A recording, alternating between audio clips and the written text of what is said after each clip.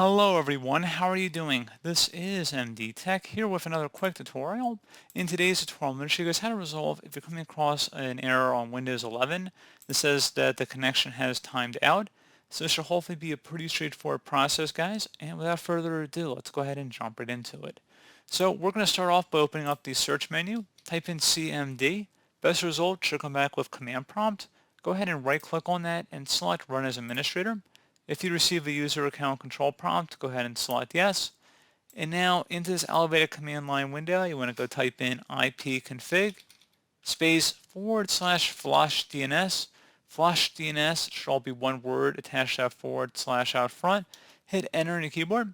Should come back a Windows IP configuration, successfully flushed the DNS resolver cache. Next thing you want to do is type in netsh space winsock, WINSOCK space reset.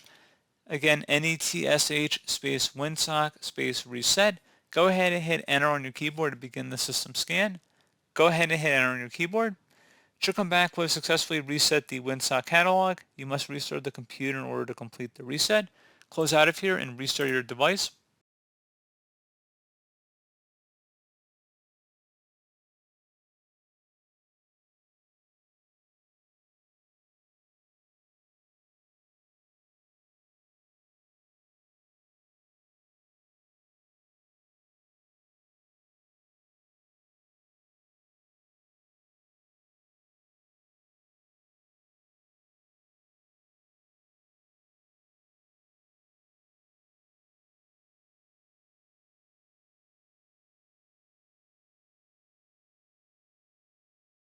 And there you go, guys. Should be as simple as that. And hopefully I was able to resolve your problem.